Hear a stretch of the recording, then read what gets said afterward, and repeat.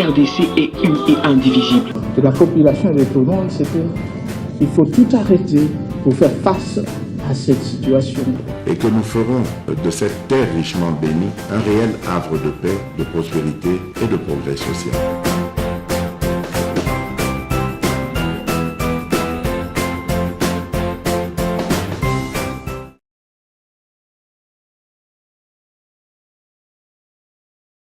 Quelle compréhension. Le retrait de la MONUSCO ne date pas d'aujourd'hui. Il a été décidé par le Conseil de sécurité dans la résolution, je crois, 2409 du 27 mars 2018. Ça fait 5 ans. Deuxièmement, par la suite, nous avons convenu avec la MONUSCO dans un comité conjoint, comité qui a été prévu aussi par la résolution qui a décidé du retrait. Nous avons convenu d'un programme de transition, d'un plan de retrait. Ce qui est resté, c'est de mettre en mouvement ce plan de retrait. Donc, vous vous rendez compte que ce n'est pas une nouveauté, ce n'est pas une demande de la RDC et de sa population seule, c'est une décision commune qui a été prise il y a 5 ans. Et cela, pour des raisons évidentes, la situation sur le terrain n'a jamais évolué. Au contraire, ça ne fait que s'empirer.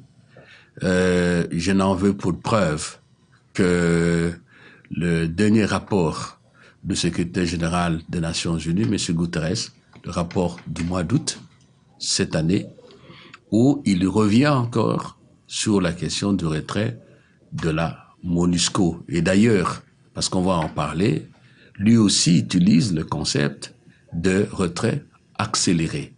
Je ne dois pas oublier de rappeler aussi, parce que vous avez rappelé notre rencontre de l'année dernière, déjà l'année dernière, vous avez suivi, je crois, en septembre ou octobre, Madame Bintou, la représentante spéciale du secrétaire général des Nations Unies à RDC, qui est la chef de la MONUSCO, avait déjà alerté, de bonne foi d'ailleurs, avec beaucoup de sincérité, en disant que la MONUSCO, telle qu'elle est aujourd'hui, n'est pas en mesure d'affronter les groupes armés, en particulier les M23, plus armés qu'elle, et donc il fallait des ajustements. Encore une fois, le secrétaire général, M. Guterres, est revenu dans la même tonalité avec vos confrères de RFI et en proposant la requalification du mandat et le renforcement des armes, si vous voulez, pour être direct, de la MONUSCO. Nous-mêmes, en décembre, lorsque nous sommes venus au Conseil de sécurité pour défendre le dossier, notre demande, notre exigence de la suppression de la fameuse obligation de déclaration des armes que nous achetons, nous avons abordé la question. Nous avons, au nom du gouvernement et du chef de l'État, suggéré que le Conseil clarifie le statut et les mandats de la MONUSCO, que le Conseil, s'il tient à ce que la MONUSCO demeure dans notre pays, donne à la MONUSCO le moyen de sa mission qui, d'après nous, doit être une mission pas de maintien de la paix, peacekeeping, mais une mission d'imposition de la paix, peacemaking. Donc, vous voyez, il y a ce contexte-là. Et si à l'époque, on nous avait entendu, nous n'aurions pas eu tout ce qu'on a eu comme mort de nos compatriotes. Lorsque le Conseil, et il faut le déplorer, le dénoncer, adopte en janvier, parce que quand on discute en décembre, il faut attendre que le Conseil délibère et tout, la résolution 2666, qui a prorogé encore d'une année les mandats de la MONUSCO, il n'a tenu ni des sages conseils du secrétaire général, ni des exigences de notre gouvernement. En fait, ça donnait l'impression, en tout cas on a eu le sentiment, que bon, on a balayé ça de revers de la main et on continue à défier la population congolaise. Thierry Kamoudé. Donc vous en avez marre du fait que l'on fasse traîner autant la RDC, qu'on ne l'écoute pas, raison pour laquelle vous demandez à la MONUSCO de dégager. Non seulement on ne nous écoute pas, mais ça nous coûte la vie de nos compatriotes. Vous vous rappelez de ce qui venait de se passer au mois d'août à Goma. Vous vous rappelez de ce qui s'est passé à Kichiché. Permettez-moi de vous donner les éléments. En 2022, vous vous rappelez, non, 2023, si je ne m'abuse pas, non, 2022, à Kizimba, il n'y a pas longtemps, au mois de mai, à Tongo et à Mukombo, où nos compatriotes étaient massacrés par les M23 pendant que la MONUSCO est là. Et on nous parle de la protection de la société civile. Mais même un petit enfant sait que protéger quelqu'un, c'est contre une menace, contre un danger.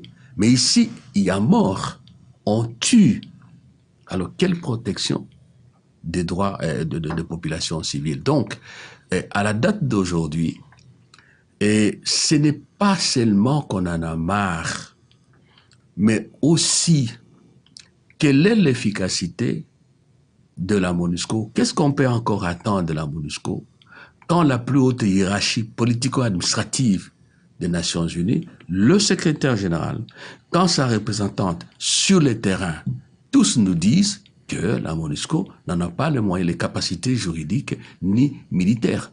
Là, monsieur le ministre, on le savait depuis longtemps, on le savait avant, mais qu'est-ce qui peut faire que le président de la République puisse annoncer ou demander au gouvernement de saisir la MONUSCO, enfin les Nations Unies, afin d'accélérer le départ c'est une bonne question. de la MONUSCO de 2022. C'est une bonne question. Décembre 2023. Vous ne pouvez pas dire on le savait parce que je viens de vous relater comment nous avons procédé de notre côté. Lorsque on a obtenu que nous puissions revoir, ajuster les plans de transition, c'est pratiquement après les massacres auxquels j'ai fait allusion. Et il a été accepté, c'est-à-dire que au niveau du Conseil de sécurité, l'idée de recentrer ce qu'on a appelé les jalons, les piliers, c'est-à-dire, pour parler en termes simples, les devoirs à faire encore par la MONUSCO, les secteurs pour lesquels nous avons encore besoin de la MONUSCO. Au départ, il y en avait 18 dans le premier plan. On a accepté, nous avons dit non, ça ne peut pas continuer comme ça. Il faut recentrer les choses. Et nous avons fait le travail. On a retenu 4 piliers pour le moment.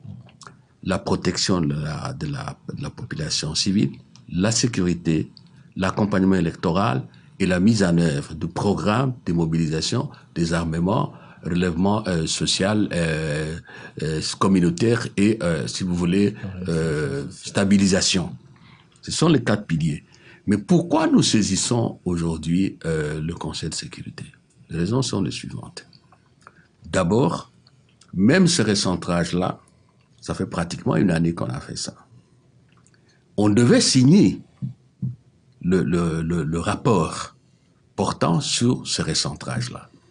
Du côté de la MONUSCO, on a commencé à voir qu'il y avait des atermoiements. Parce que, du côté de la MONUSCO, on considère que l'échéance, c'est 2024, encore que eux disent c'est l'échéance d'évaluation, pas de retrait, alors que nous avons dit non, le retrait, suivez bien ma nuance, doit commencer au moins à partir de 2023. On ne s'était pas mis d'accord sur ça. 2, ma collègue, la ministre d'État au plan peut le témoigner, il devait y avoir des discussions sur les transferts des activités de la MONUSCO au gouvernement, de la MONUSCO au fonds, programmes, projets et agences des Nations Unies, les traditionnels, hein, les PNUD, disons comme ça, l'UNICEF et tout ce qu'on connaît comme agences traditionnelles. Là aussi, les discussions se sont bloquées. Nous avons demandé que les 2 commandements militaires, le FARDC et le commandement de la MONUSCO, élaborent un plan de désengagement appuyé par un programme de retrait. Bref, les discussions n'avancent pas. Et ça fait plus de 6 mois. Et c'est en ce moment-là que, sous l'instruction du président de la République et avec l'autorisation du Premier ministre, j'ai écrit au nom du gouvernement parce que, et j'ai dit ça à une réunion que je présidais. J'ai dit, bon, écoutez, vous ici, je vous comprends. Vous référez à une résolution. Parallélisme des formes et des compétences, théorie de l'acte contraire. Laissons ça chez vous. Nous allons remonter à celui qui prend les résolutions, c'est-à-dire le Conseil de sécurité. C'est pour ça que quand vous lisez la lettre que j'ai écrite, nous précisons ce que nous demandons au Conseil de sécurité. C'est bien dit, donner des instructions ou instruire la MONUSCO et d'autres institutions ou branches des Nations Unies concernées pour qu'il y ait une série de choses pour que, d'abord, qu'on signe des rapports sur ces 4 piliers qui restent. 2, que l'état-major des FARDC, le commandement de la MONUSCO, nous présente rapidement le plan de désengagement et le programme de retrait. Secundo, que la MONUSCO discute avec le gouvernement sérieusement comment les modalités des transferts des activités aux agences, comme j'ai dit, projets et tout, et au gouvernement. Tertio, que la MONUSCO nous présente son programme de réduction progressive, je souligne progressive, de ses effectifs. Et enfin, qu'on finalise le plan opérationnel, c'est-à-dire la manière vraiment avec laquelle les choses vont se faire, de manière que, au plus tard, à la fin de cette année, le mouvement se déclenche. Voilà, donc nous avons saisi l'autorité compétente et je suis là pour attendre les discussions du 28 septembre, je crois, dans une semaine, parce que le Conseil va se réunir le 28 septembre pour examiner notre requête et nous estimons que le Conseil doit absolument nous écouter parce que c'est une offre que nous faisons au Conseil. Nous voulons éviter ce qui s'est passé, vous savez, en Angola, au Burundi, en Éthiopie, en Somalie et en Afrique de l'Ouest, n'en parlons même pas. Nous nous disons, soyons des responsables et nous remercions le secrétaire général des Nations Unies qui est un homme vraiment d'expérience, sa sincérité, sa lucidité et son sens de responsabilité. Travaillons ensemble pour que le retrait se fasse sans dégâts ni malentendus préjudiciables. Ensemble avec le Conseil de sécurité, sans la MONUSCO, entendez, ne plus vouloir que le dialogue se continue à Kinshasa avec la MONUSCO, mais directement avec le Conseil de sécurité ici à New York. Non, c'est pas ça. Voilà. C'est le Conseil qui décide de la prorogation du mandat de la MONUSCO. C'est le Conseil qui confie des missions à la MONUSCO. OK? La MONUSCO, c'est un mécanisme institutionnel qui est à Kinshasa, au Congo, pour mettre en œuvre le partenariat que nous concluons avec les Nations Unies. Et comme je viens de dire à Thierry, étant donné ces atermoiements sur le terrain, et pour des raisons juridiques que j'ai invoquées, nous avons estimé qu'allons déclencher le processus ici à New York, et par la suite, il restera l'exécution. Dans tous les cas, nous estimons que le Conseil commettrait pas une erreur, mais une faute grave en refusant cette offre d'organisation d'un retrait responsable, progressif, et de donner l'impression, je souligne l'impression, qu'il est en train de défier les Congolais et leurs dirigeants. Ça ressemble à une menace. Ce n'est pas une menace, c'est une alerte. Ce n'est pas non plus un désaveu de la MONUSCO. Vous ne dites pas non plus que nous ne discuterons plus. C'était ma question. Oui. Nous ne discuterons plus avec la MONUSCO parce que, notamment, on a vu, après vos propos, le porte-parole de la MONUSCO s'était exprimé, ce qui avait provoqué le courroux du porte-parole du gouvernement, parce qu'à Kinshasa... Non, pas du gouvernement. C'est le ministère des Affaires étrangères qui a recentré monsieur François Grignon, et c'était maladroit.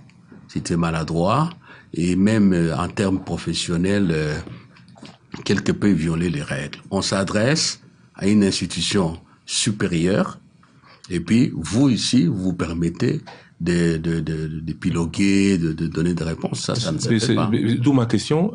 Vous continuerez à discuter avec la MONUSCO ou vous avez décidé totalement, désormais, de ne discuter qu'avec la tutelle ici à New York? La MONUSCO exécute un mandat donné par le Conseil de sécurité. Et c'est pour ça qu'elle nous dit, nous, l'horizon, c'est 2024, parce que c'est prévu dans la résolution. La résolution 24...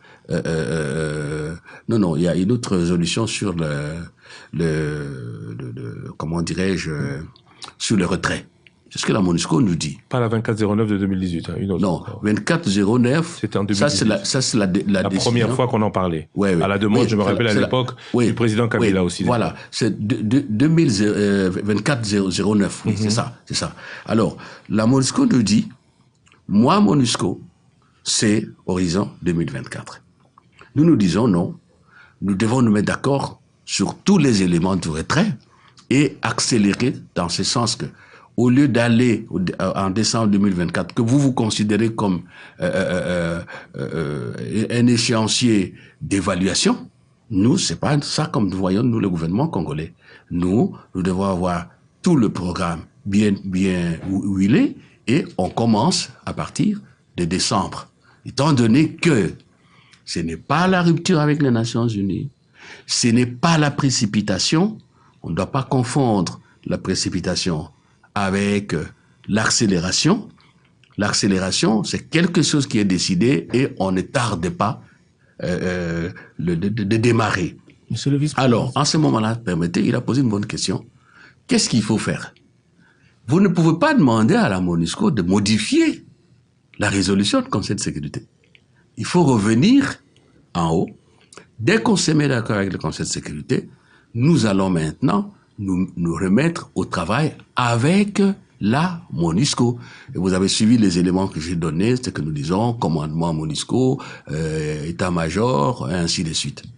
Alors, je voudrais revenir sur vos propos au départ. Vous dites la MONUSCO doit partir parce qu'il y a eu ce qui s'est passé le 30 août dernier à Goma notamment, mais cela ne s'est pas passé du fait de la MONUSCO.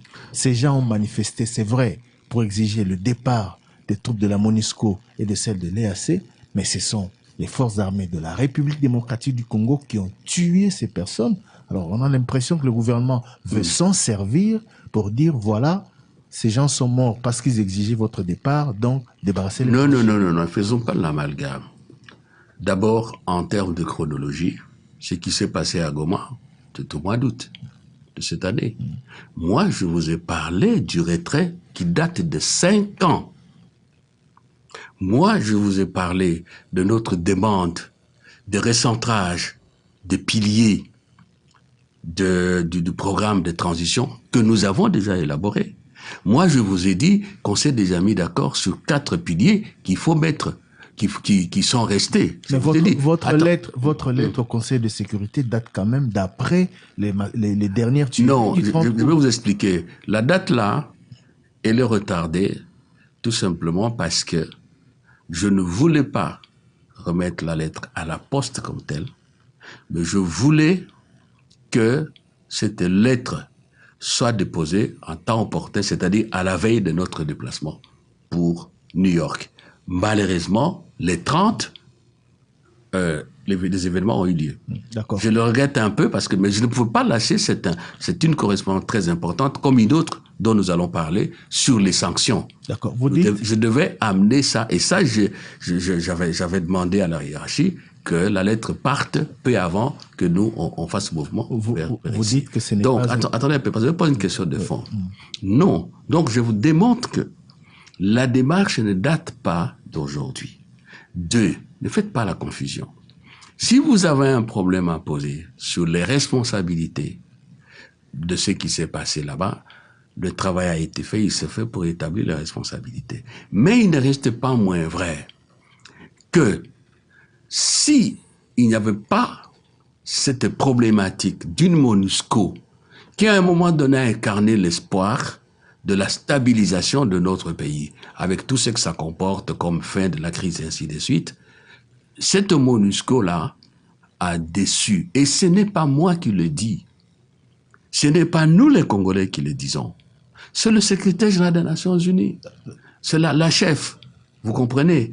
Donc, ce serait, comme le Christian a bien fait de le rappeler dès le départ, ce serait contre-productif et à la limite donner l'impression qu'au lieu de faire la stabilisation de la RDC, la MONUSCO fait la stabilisation de l'agression et de l'insécurité à l'Est. Donc on ne peut plus donner l'impression de considérer que non, il n'y a rien, et puis ceux qui manifestent, ceux qui protestent, nous qui écrivons, nous disons n'importe quoi. Est-ce qu'il n'y a pas un calcul politique derrière? Parce que l'opposition vous accuse, vous, le pouvoir, de vouloir, à la veille des élections, accélérer le départ de la MONUSCO pour vous débarrasser d'un témoin gênant. Oui, mais ça me fait rire. Non, je comprends, c'est une question d'information, mais l'opposition, elle s'oppose. Hein.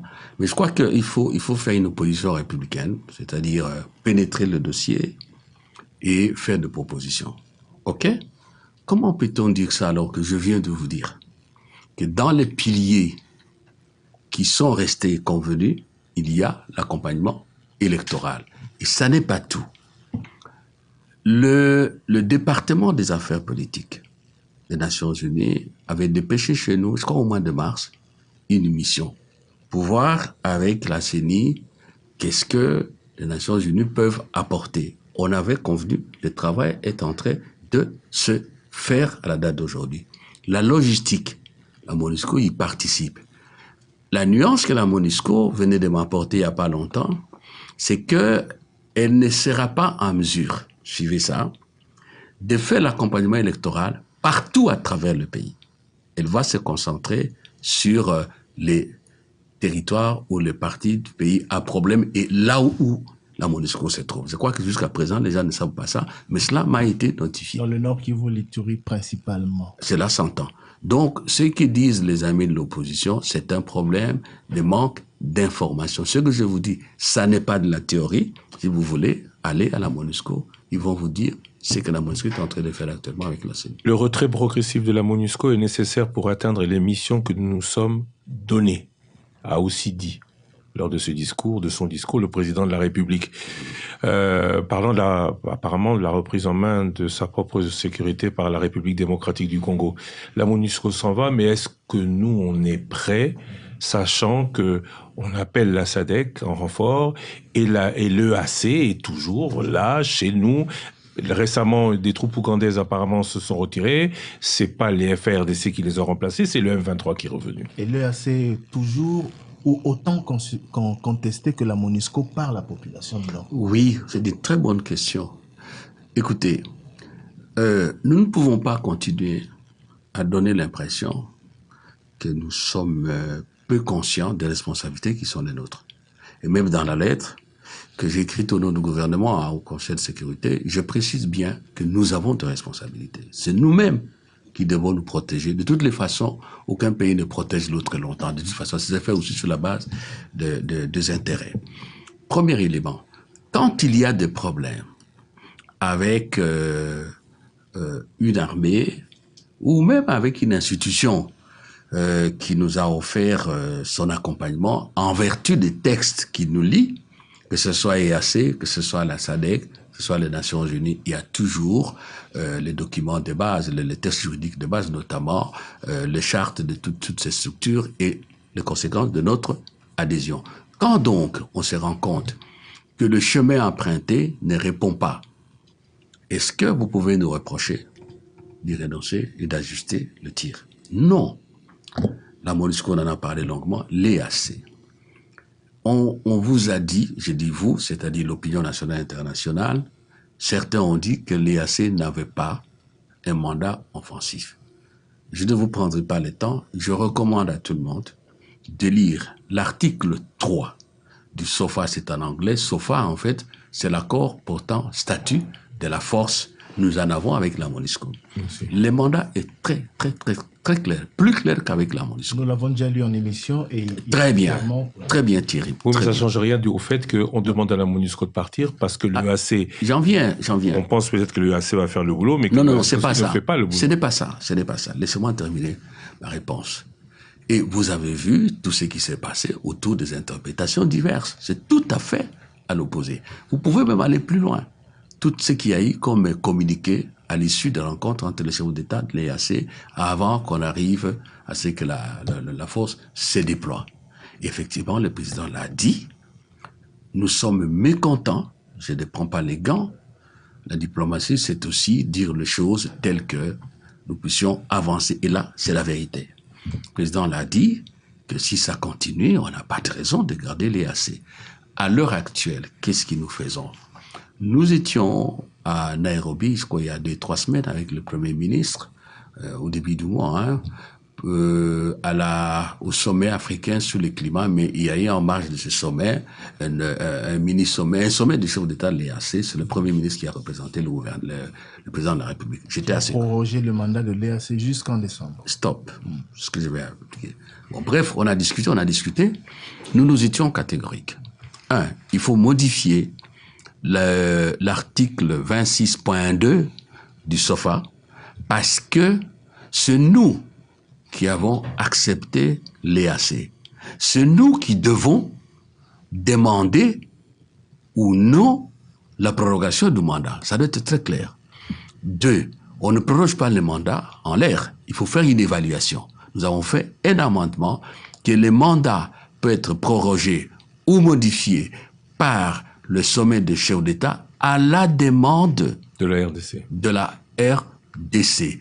Et s'il y a prorogation, la nouvelle durée doit être précisée par la décision. Donc vous nous dites que je vous en prie, à date d'aujourd'hui, le mandat n'est pas prorogé. Je vous en prie, d'un peu de pédagogie. S'il n'y a pas prorogation, la décision précise les modalités de retrait, c'est-à-dire la transition. Donc on ne fait pas les choses de manière irresponsable. Actuellement, qu'est-ce qui se passe?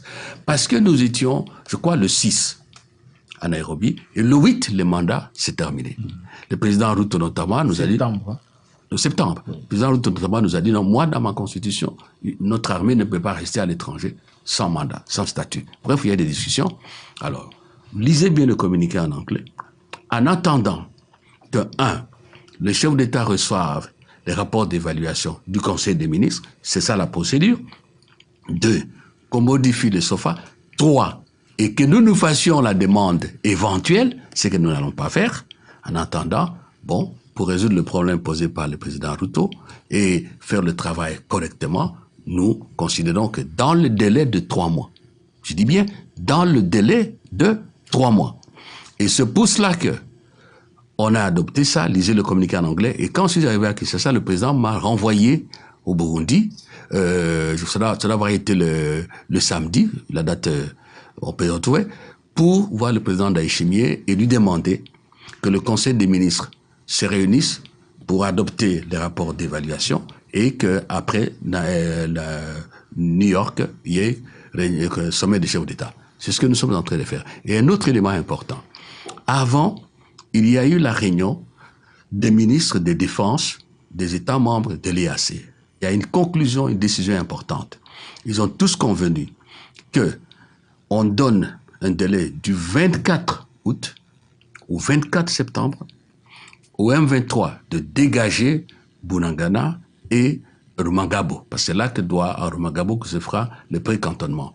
Et donc, ils ont convenu, c'est bien écrit, que si, à la date du 24, c'est dans quelques jours, rien n'a été fait, on va utiliser pleinement le mandat, on va forcer la route vers Bunagana et la route vers ça, on l'a déjà entendu. Attendez un peu. Je ne sais pas pourquoi vous allez y croire maintenant. Non, la question, ce n'est pas d'y croire. La question, c'est de mettre tout en œuvre pour que on ne nous dise pas que nous n'avons pas accepté ce qui a été convenu. Vous comprenez? Donc, il ne faut pas faire les choses. Pas de précipitation. Pas non plus d'atermoiement. C'est ça aussi la question de la MONUSCO. Pas précipiter, mais pas retarder les choses. Donc pour nous, et c'est important, parce que le président l'a déjà dit, c'est pas un secret.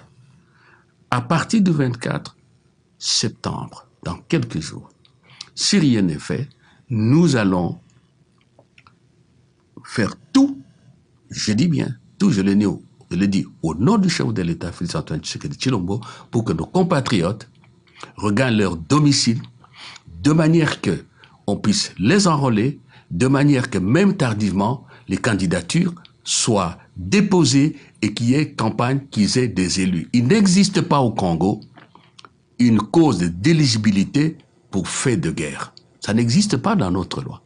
Donc, tenez-vous ça pour dit. Je n'exclus aucun scénario pour établir la paix à l'est de la République démocratique du Congo. Vous dites que si tout cela n'a pas été fait, je citais le président encore, les FARDC vont passer à l'offensive sans l'EAC, malgré la présence de l'EAC. Je ne peux même pas dire malgré la présence de l'EAC, parce que l'EAC est venu pour l'offensive. Oui, mais ils sont là, et certains les accusent de ne pas être clairs. Mais c'est pour ça que je vous dis que pour nous, la décision est claire. Vous comprenez? Ce que nous faisons, c'est d'avoir toujours raison.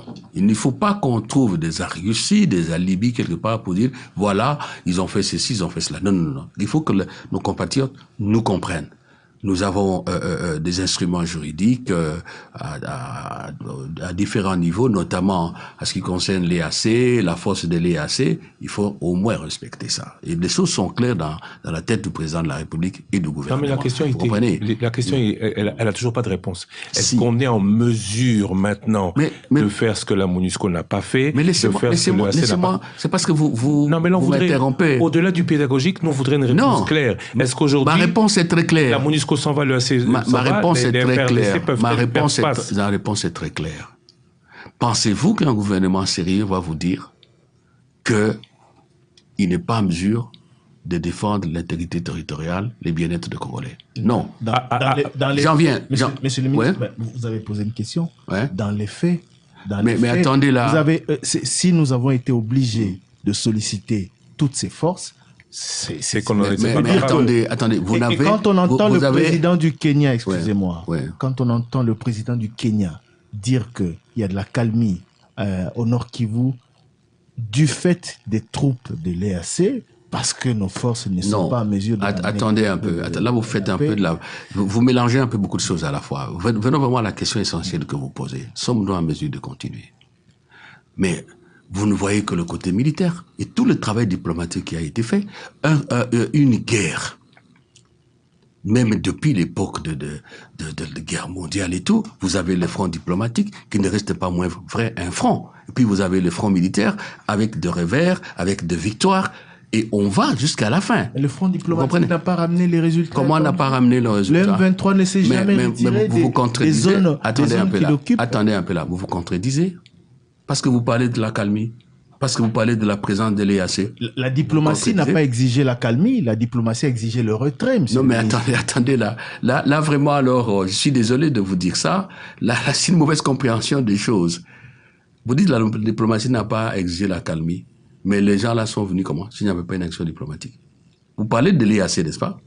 Nous parlons de la MONUSCO, n'est-ce pas? Les communiqués de Nairobi, non, mais attendez un peu. Le Rwanda ont exigé le retrait mais attendez, du M23 des zones qu'ils occupent. Ayez de la patience. Ils sont toujours là, malgré la présence attendez, mais vous répondez vous-même. Vous répondez vous-même à Ruto. Vous répondez vous-même. C'est ce que nous disons. Quand je vous dis que nous sommes dans la voie de retrait de l'EAC, est-ce que c'est venu comme ça? Vous répondez vous-même. C'est de la réponse que nous donnons au président Ruto. Nous disons au président Ruto, voyez l'article 3 du SOFA. Voyez tel communiqué. On ne peut plus parler d'accalmie parce que l'EAC n'est pas venu pour l'accalmie. L'EAC n'est pas venu pour être une force tampon. C'est pour ça que nous disons, ça doit se terminer. On ne peut pas nous reprocher ça. Que diriez-vous, vous, les Congolais, si nous croisions les bras en disant, il y a l'accalmie. Il n'y a pas d'accalmie. Et ceux qui disent que nous voulons le retrait pour des raisons électorales. Mais bon sang, qu'est-ce que ça signifie ça? Nous ne pouvons pas, comme gouvernement, avec un chef d'État qui est là, qui a des obligations constitutionnelles, voir que nous allons vers les élections. Allez, tenez-vous bien. Vous avez actuellement sur le territoire congolais, à tout prendre, plus de 4 armées. Je ne prends que l'EAC. Parce que la MONUSCO aussi, c'est un mélange de forces venues, de soldats venus d'ailleurs. Et vous pensez que laisser les pays dans cet état, que même l'opposition déplore, c'est une responsabilité. c'est qu'il faut, disons, ne pas prendre en compte. Non, nous ne pouvons pas faire ça. Donc, vous ne pouvez pas nous dire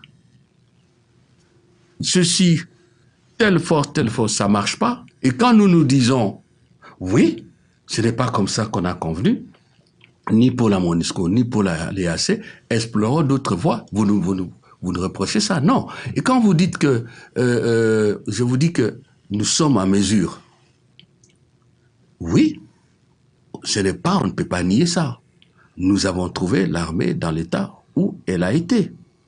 Ça n'a pas tenu. Et conformément aux alliances que nous avons faites, que nous avons prises, conclues, dans les organisations dont nous sommes membres, eh ben, nous avons recouru aux mécanismes prévus. Maintenant, nous n'avons pas perdu notre temps. Le président le dit, c'est pas un secret. Je peux vous dire, au nom du président du gouvernement, que nous sommes prêts. 3, ou dernièrement, par rapport à votre question, ce sont toutes ces questions qu'il faut discuter aussi. Vous n'allez pas vous lever le matin, MONUSCO, clic-clac, entrer dans l'avion, ça ne se fait pas. EAC, clic-clac, entrer dans l'avion, ça ne se fait pas. Ça se fait sur base des discussions, de programmation et d'un suivi. C'est ce que nous voulons faire de la manière la plus stricte maintenant, parce que ça ne sert à rien du tout. Il faut que le compétent comprenne de chercher la petite bête quand le président décide avec le gouvernement de prendre nos responsabilités davantage.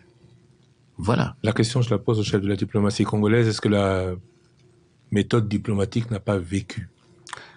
La méthode diplomatique n'a pas vécu, elle vit. La solution diplomatique n'a-t-elle pas montré ses limites? La solution n'a pas montré ses limites. Ça continue. Vous avez appris parce que nous sommes à New York. Les Américains ont sanctionné. Parlons des sanctions, justement. Le Rwanda. Les sanctions, demander des sanctions sur le Rwanda qui arme, c'est certes peut-être être un peu dans la diplomatie, mais l'issue militaire n'est-elle pas la seule issue valable? Aucun gouvernement responsable, aucun chef d'État responsable, je ne vous apprends rien parce que vous êtes des médias, ne peut être un va-t-en guerre. Parce que quand on commence la guerre, on le sait, mais quand ça se termine, on ne sait pas, et surtout on ne sait pas les dégâts que ça cause, même si on est le plus puissant. Vous comprenez? Donc, nous disons, on continuera toujours avec la diplomatie. Toujours. Alors, justement... S'il vous plaît. Non, s'il vous plaît. On a beaucoup parlé de diplomatie, on voudrait qu'on parle à la diplomatie, qu'on passe aussi à un autre sujet. Permettez. Vous savez pourquoi l'Europe est en paix depuis plus de 50 ans? Parce qu'il y a eu un gagnant de cette guerre. Non. Parce qu'il y a eu en 14-18, les Alliés ont gagné. 39-45, les Alliés ont gagné. Non, Christian, on ne gagne pas définitivement, on ne gagne pas toute la vie. C'est parce que les Européens ont eu le génie de mettre en place un ensemble d'institutions, de mécanismes et de textes qui leur permettent à tout moment de dialoguer, qui leur permettent à tout moment de trouver des solutions concertées qu'on appelle des solutions diplomatiques. Et il existe des institutions internationales, des communautés organisées que pour éviter la guerre. Après avoir gagné la guerre et mis en place ces organismes, notamment militaires, OTAN et autres, pour que, au-delà de cette diplomatie, la dissuasion soit présente aussi. Je n'en disconviens pas. Attendez, je n'en disconviens pas parce qu'on dit à latin "Civis pacem, para bellum". Si tu veux la paix, prépare la guerre. Donc ce que vous dites est vrai. La composante militaire, j'allais dire, à un moment donné, elle est déterminante. Vous comprenez? Mais n'est pas suffisante pour pérenniser la paix. Il faut y joindre la coopération, la solidarité, si vous voulez, la mutualisation. Aujourd'hui, on parle de multilatéralisme. C'est cela qui est en fait la manière polie, la manière civilisée de régler les conflits. Mais ça, c'est une fois que la guerre est gagnée. En dehors la MONUSCO, ou en décembre, dehors le AC peut-être, on parle toujours de SADC? Nous sommes en négociation avec la SADC. Pour qu'ils viennent. Mais ça ne se fait pas comme ça. Oui, mais pour qu'ils viennent, en négociation pour qu'ils viennent alors qu'on est capable de le faire nous-mêmes. Vous avez annoncé que c'était pour mai ou juin 2023. Non, on ne l'a pas dit comme ça. Je peux vous lire. On n'a pas dit que mai et juin, je peux vous lire, ça se fera. C'était une possibilité. On n'a pas dit, j'ai dit qu'ils viennent. La République démocratique du Congo se prépare à l'arrivée des forces de la SADC d'ici à mi-juin prochain. Annonce le vice-premier ministre, ministre des Affaires étrangères. C'est prépare. Oui. Mais laissez-nous nous préparer. Et comme je dis encore, c'est un horizon. Vous ne pouvez pas ne pas travailler avec un horizon. On travaille avec un horizon. Et le chemin à parcourir a ses contingences aussi. Vous comprenez? Allez, si je vous ai dit à l'époque, on se prépare à l'arrivée de la SADC. Vous avez une question vite. Quand? Il faut se fixer des objectifs et des limites dans le temps. Quitte à ce que, dans la dynamique de gestion du processus, on s'ajuste. C'est ce qu'on fait. Mais vous avez donné une date au terme de laquelle on n'a pas vu de mouvement du tout. Mais ce que je dis, c'est un horizon.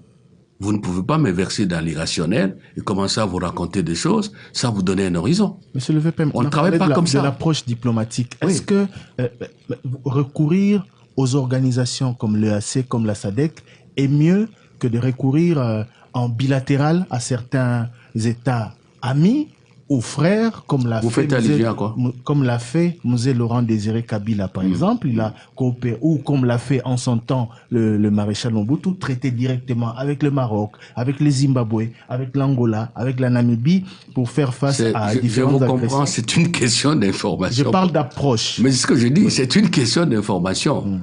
Tout cela entre dans le contexte global. Vous ne pouvez pas, même quand vous parlez du Maroc, vous parlez, mais je sais pas, vous savez que le Maroc n'est pas venu comme ça ici, chez nous. Même quand vous parlez d'un Laurent Désiré Kabila, c'est pas venu. C'est coopération d'État à État. Non. C'est toujours passé par les organisations à chaque fois? Non.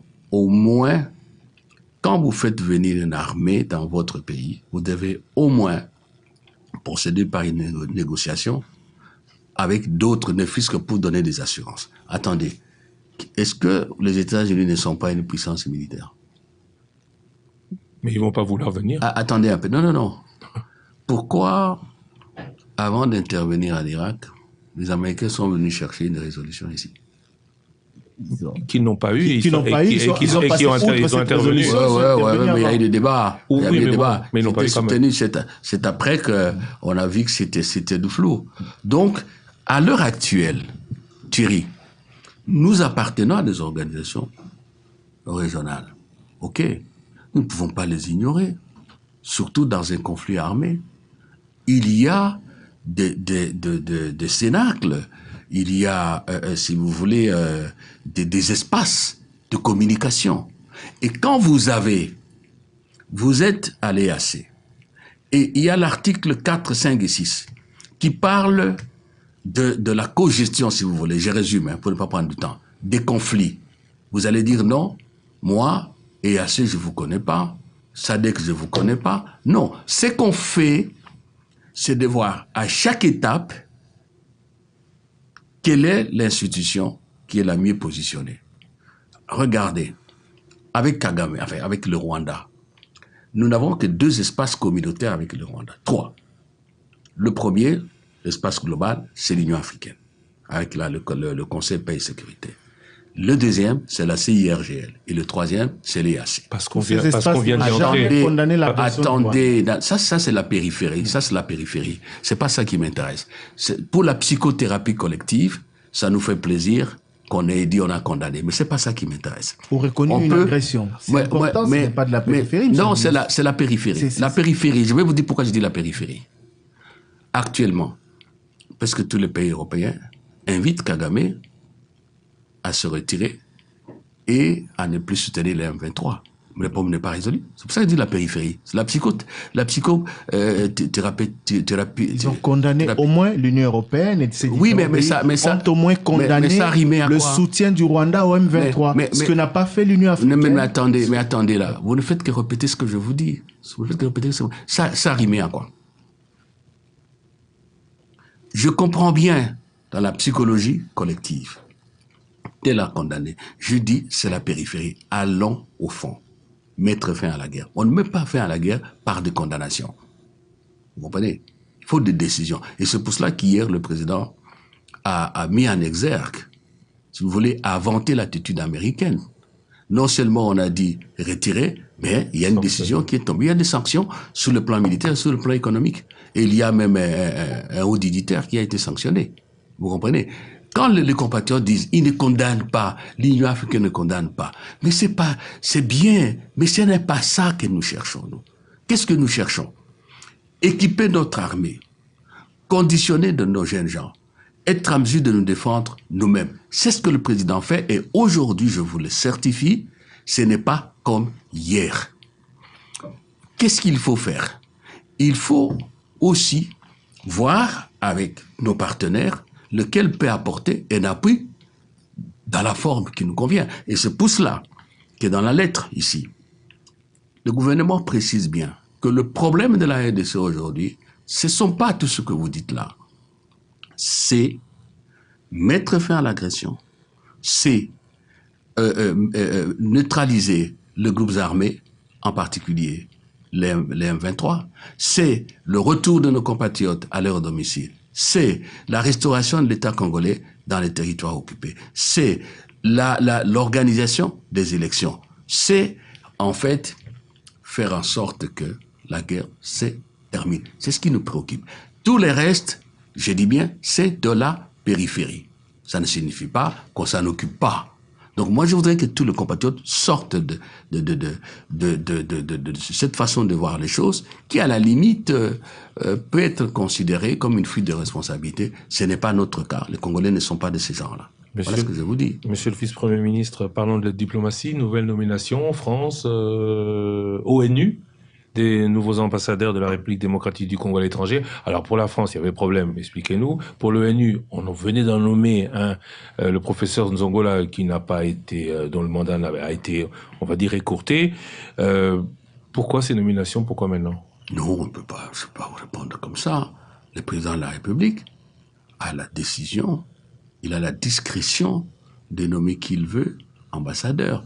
Et puis, Christian, est-ce que vous pensez vraiment que c'est à la télévision qu'on doit venir parler de problèmes administratifs d'un pays? Non. La France, il y avait un problème. Dans la France, je l'ai dit, je répète ce que je dis à votre confrère et même à vous, je suis l'autorité hiérarchique. Je ne suis pas l'autorité des tutelles. L'autorité hiérarchique des ambassadeurs. La gestion des ambassadeurs est sur ma responsabilité. Le Parlement n'interpelle pas un ambassadeur. Le Parlement interpelle d'abord moi que le Parlement peut sanctionner, même par une motion de défiance. Vous comprenez? Donc moi, je n'ai pas considéré que tel ambassadeur, tel diplomate, c'est pas moi. Je dois faire des courbettes, libre de faire ce qu'il veut. Non, il y a des règles dans toute administration, même privée, il y a des règles. Et puis, attendez là, vous me voyez moi venir parler de mes ambassadeurs, même là où on a changé, à la télévision, à la radio. C'est l'irresponsable. C'est indigne de moi de faire ça. Ce qui est vrai, c'est que bon, il y a un nouvel ambassadeur. Mon vœu le plus ardent est que le professeur Émile Ngoï, que vous connaissez, ancien ministre, ancien DG, professeur, scientifique, il est là où il a fait ses études, qu'il fasse du bon travail. Selon les enjeux du moment, selon nos besoins de coopération avec la France, et parce que la France est ce qu'elle est, l'Union européenne aussi, même si il y a quelqu'un qui est chargé de l'Union européenne, mon vœu le plus ardent, c'est que M. Zeno Mukongo, qui a travaillé longtemps ici, je crois plus de 15 ans, il était ici. Il était numéro 2, numéro 3 de la mission ici. Et qui était aussi notre ambassadeur à Genève, parce que vous savez que Genève, c'est une branche de l'Union, avant d'être votre directeur de cabinet. Donc je pense qu'il est jeune, comme vous. Donc je lui souhaite un bon travail et je lui garantis tout mon soutien, toute j'allais dire mon estime, comme je l'ai fait avec le président de la République a visité la mission de l'ONU ici à New York. Monsieur Maître Zenon Mukongo a rappelé que c'était une première depuis longtemps. Occasion pour Félix Tshisekedi d'aborder le dossier de la condition des diplomates. Alors salaire, loyer, conditions de travail. Est-ce qu'aujourd'hui le président peut promettre plus ou sent qu'il y a besoin de plus? Qu'est-il? Je sais qu'il n'aura rien promis, mais est-ce qu'il peut promettre plus? Je vais compléter en disant que ça faisait partie de vos objectifs. On vous a eu en émission il y a 2 ans. Vous avez rappelé qu'il fallait absolument redorer l'image de la diplomatie congolaise en payant toutes ses dettes et en améliorant les conditions de vie des diplomates congolais à travers le monde. Là, il y a des choses. Il y a la chancellerie. Oui, le président a visité. Il savait pourquoi il est venu visiter.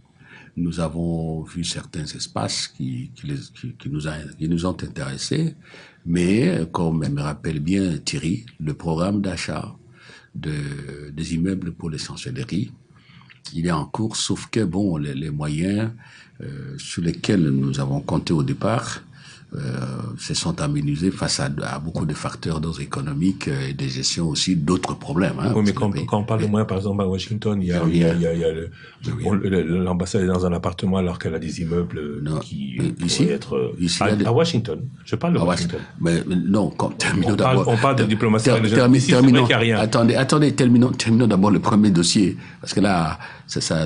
Donc, ici, nous avons vu hier, le président donner des instructions.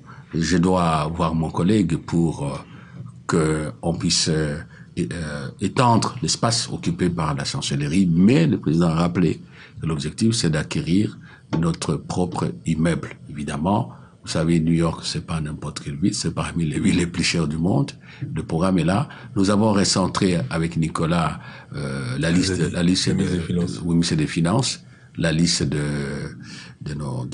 immeubles à acheter. Pour les salaires et tout, je vais vous apprendre quelque chose. Effectivement, on a connu un peu un ralentissement pour plusieurs raisons, mais une solution est trouvée maintenant avec des banques. Je crois que je laisse ça au ministre des Finances. Nous avons projeté une communication commune avec l'opinion et avec les diplomates. Déjà maintenant, il y avait des retards de salaire, mais on commence à apurer 3 mois et dans les jours qui viennent, les 3 mois autres seront apurés. Donc le mécanisme qu'on a trouvé avec les banques, ça va se payer maintenant automatiquement. Où tous les diplomates de tous les pays du monde toucheront la même chose, alors que dans la nomenclature, il y a des différences. Il faut attendre là. Nous n'avons plus de temps peut-être, mais il faut attendre. Bon, pour Washington, les travaux sont presque terminés à la résidence de l'ambassadeur. C'est la chancellerie qui reste. Une récente. Alors que la résidence, on avait payé de l'argent, plus d'1 million de dollars avant l'arrivée de Félix. Avant l'arrivée de Félix Antoine Tshisekedi, on a payé de l'argent là-bas. On a eu encore débloqué, c'est presque terminé, une belle résidence dans un quartier UP.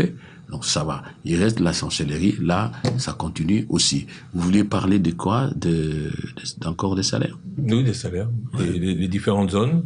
Celui qui vit à New York. Je vous ai dit, lors d'un entretien avec vous, je crois que Thierry vient de le rappeler, que nous étions en train de voir comment utiliser les paramètres qu'utilisent les Nations Unies, c'est-à-dire que, je crois, d'après les informations que j'ai eues, chaque année, au niveau du PNUD, on sort l'indice de niveau de vie à travers des pays où les Nations Unies sont représentées pour voir comment adapter les salaires.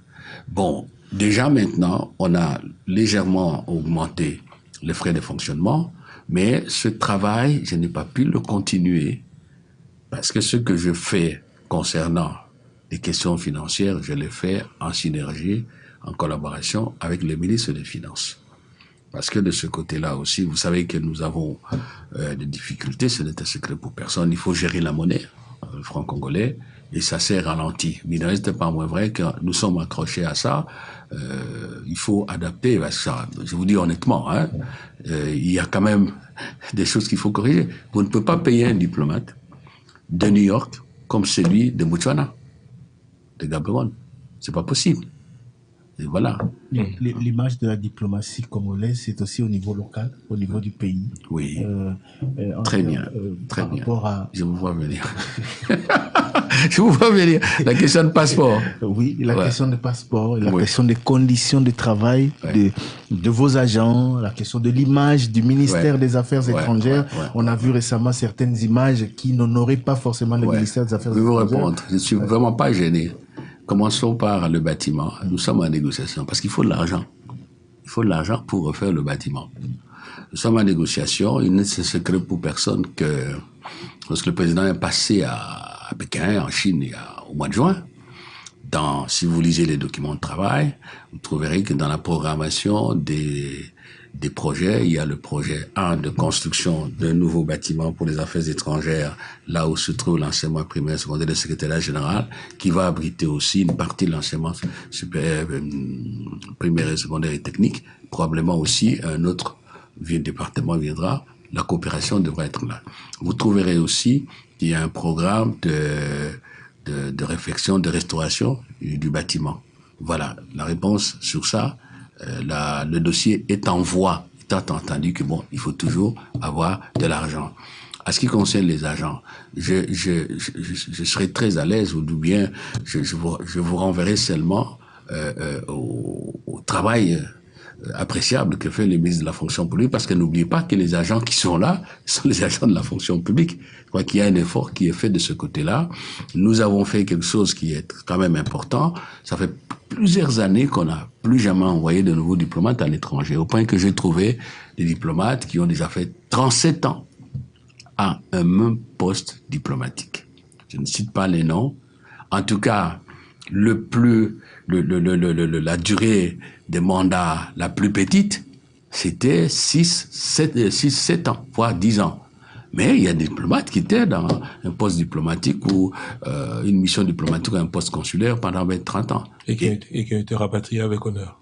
En tout cas, l'argent pour le rapatriement a été donné. Ce qu'il y a, et je profite, vous m'autorisez, votre micro pour dire à nos compatriotes, il y en a qui ont reçu l'argent, mais qui ne veulent pas revenir. Je leur écris, on est dans la procédure disciplinaire, parce qu'il y a des étapes. On va conclure la procédure disciplinaire. Vous avez eu l'argent, on n'est pas revenu, le temps est passé, sur le plan disciplinaire, on vous déclare déserteur. Il y en a d'autres pour lesquels, effectivement, il y a un retard, comme ceux qui doivent partir aussi. Ça, c'est une question de procédure financière.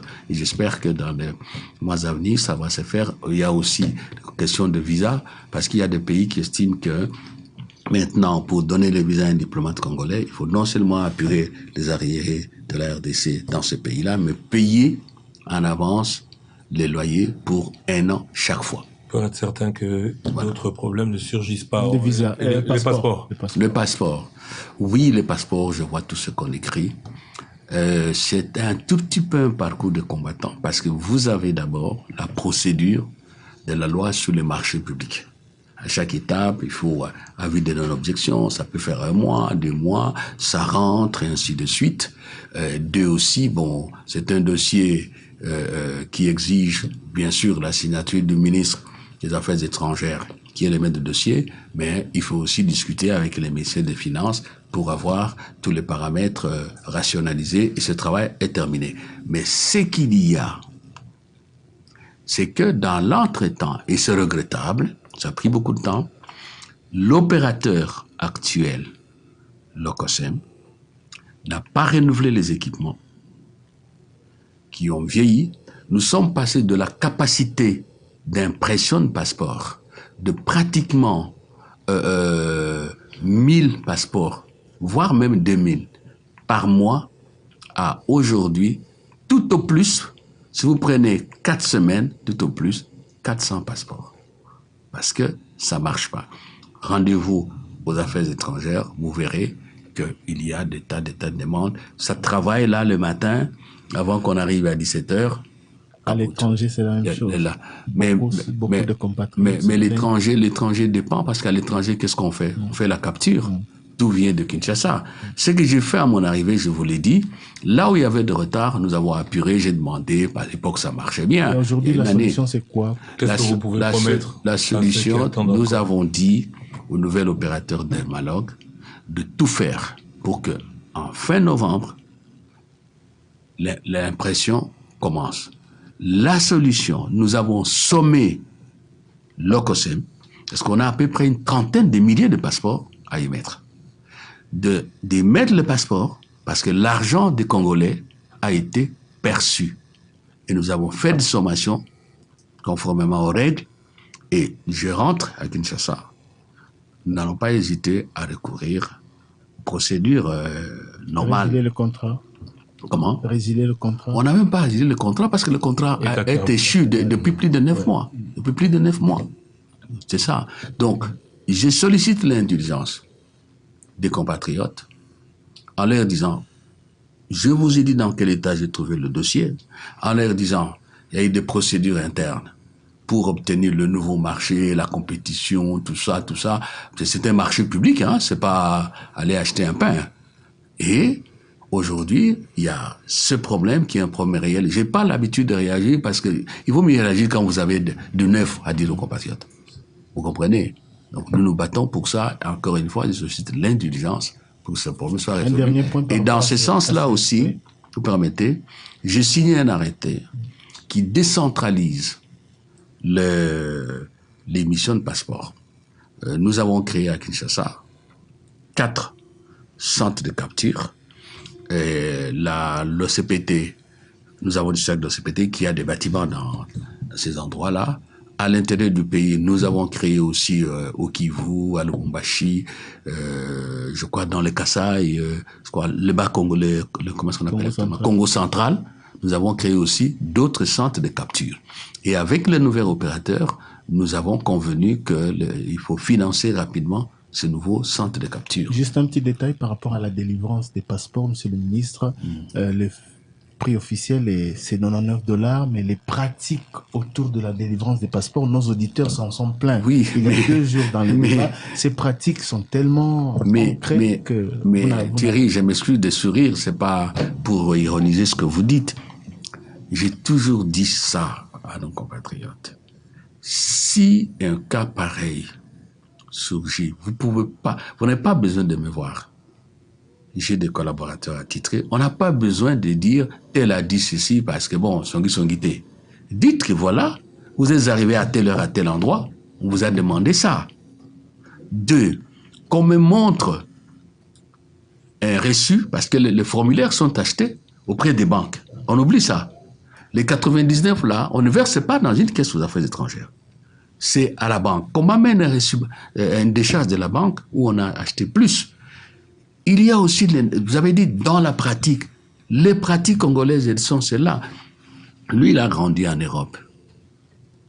Plus que nous autres qui sont passés là-bas de manière tout à fait temporaire plutôt, et pour des raisons d'études ou quoi. Mais même en Europe, vous ne pouvez pas demander un passeport à 8 heures, on vous le donne à 18 heures. Moi, je connais des cas où on vous donne des rendez-vous pour 1 mois, 2 mois. Je connais, parce que moi, j'ai fait temps là-bas quand je faisais le master en finance publique. Même toi, tu passes par là, tu peux demander. On ne donne pas même en Europe. Vous partez le matin. La différence, c'est que eux, quand ils vous disent, venez à telle date, vous trouvez le passeport déjà fait. Ce qui n'est pas le cas chez nous. Mais la durée, alors, quand vous arrivez, vous dites, non, je voyage demain. Je voyage à la fin de la semaine. Il faut que j'aie mon passeport. Et les agents vous rançonnent, vous dites, ça coûte cher aux affaires étrangères. Soyons justes. Soyons justes. Et puis vous savez, chez nous, ça part de chez nous, ça doit aller à l'ANR. C'est normal, pour contrôler les données de sécurité et tout et tout. Donc là aussi, c'est une culture que nous avons, qu'il faut bannir. C'est pour ça que nous décentralisons. J'espère que nous sommes tous des chrétiens. Dieu va nous aider à faire aboutir le projet de décentralisation. Si vous avez 4 centres et peut-être dans l'avenir 8 centres de capture, ou pourquoi pas même en avoir 20 sur les 24 communes, je crois que ça va nous aider un peu à alléger. Mais arrêtons avec les pratiques tout à fait immorales de la part des fonctionnaires et des demandeurs, des requérants de passeport. Merci beaucoup, monsieur le vice-premier ministre, ministre des Affaires étrangères.